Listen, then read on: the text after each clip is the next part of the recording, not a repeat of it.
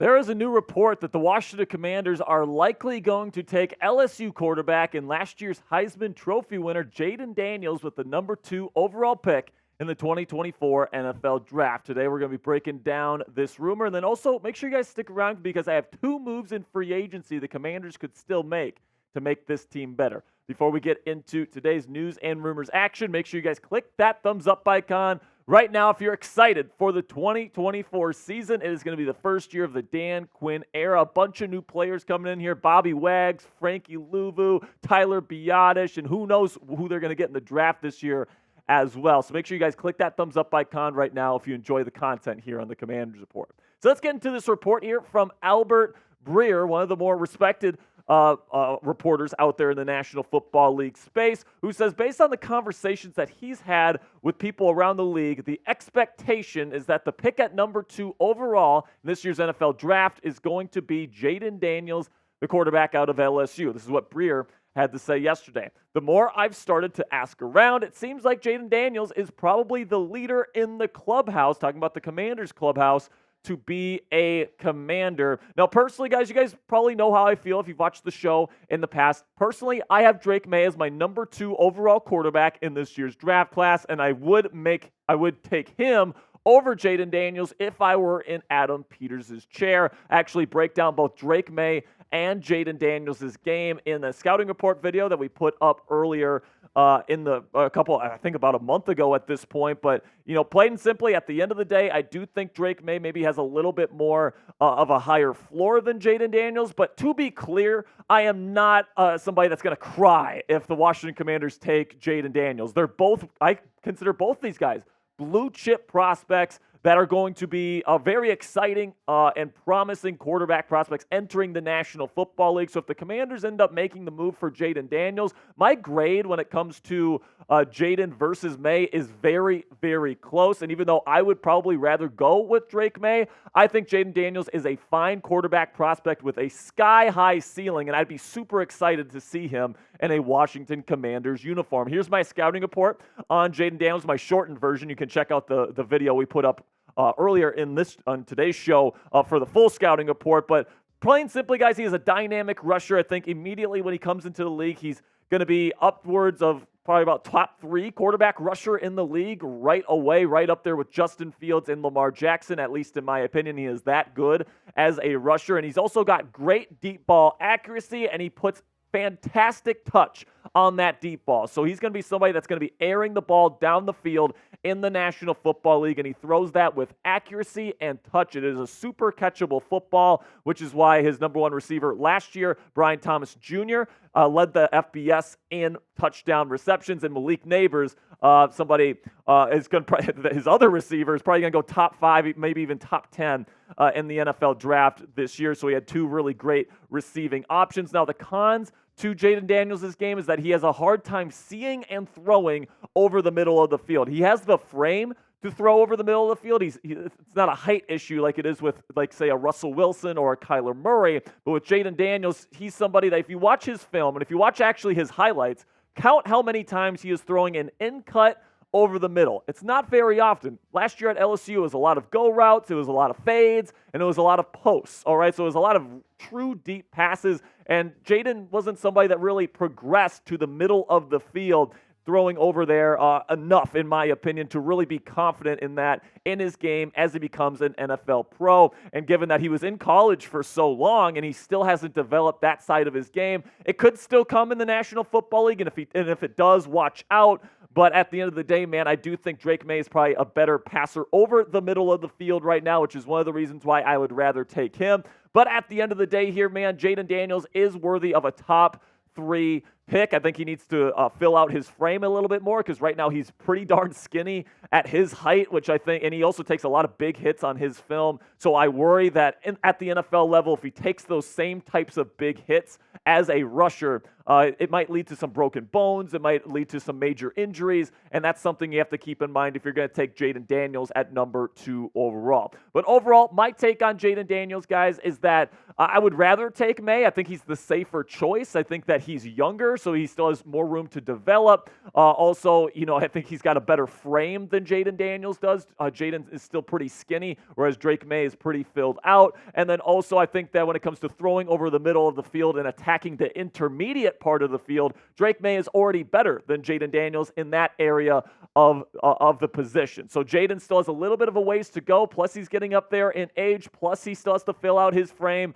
So there's still some red flags in Jayden Daniels' game, in my opinion, and that's why I have Drake Maye above him as a prospect. But listen, man, Jayden Daniels' upside is absolutely incredible. He could certainly reach the level to where Lamar Jackson is right now. And honestly, I like Jayden as a prospect better than I liked Lamar when he was coming out. So 2-3 years down the line, I could certainly see Jayden Daniels being considered one of the elite quarterbacks in the National Football League. And he really doesn't have that far to go to reach that level. I really think he's a good prospect. Now, coming up here on the Commanders Report, 2 moves that I think the Washington Commanders can still make in NFL free agency that can make this team better as we approach the NFL draft and, of course, the 2024 NFL season. But before we get into that, let's have a word from our sponsor here at Fanatics. Go to chatsports.com/DQ to pick up this stylish Commanders ball cap today so you can rock the Dan Quinn look from your home or at FedEx Field, wherever you're watching the games next year, because we know Dan Quinn loves to rock that backwards hat look. You can do the same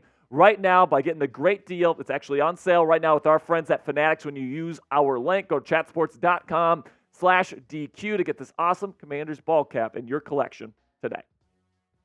So the first move that I would make here still is I would still go out and get Stephon Gilmore. Now, you might be saying, Jack, we don't need an older corner. We're a rebuilding team. Why would we go out and do a 1-year rental for somebody that probably wants to go somewhere and win now? And listen, from Stephon's perspective, I could understand why he wouldn't want to come to the Commanders. Maybe he doesn't feel like they can win right away with a rookie quarterback, all these different things. But personally, if I'm the Commanders, I'm seeing what the interest level is with Gilmore to reunite with Dan Quinn and Joe Witt Jr., who, of course, was his position coach there with the Dallas Cowboys and his defensive coordinator as well in terms of Dan Quinn. You take a look at the depth chart right now. Right now, I think that you look at what you have. Of course, you sign Michael Davis in free agency. You sign James Pierre, and you still have Emmanuel Forbes and Benjamin St-Juste on the outside. But there's no one in that collection of players, at least in my opinion, that is like a for sure number one. You can lock him in as your number one corner heading into next year. You're hoping Emmanuel Forbes can become that guy next year,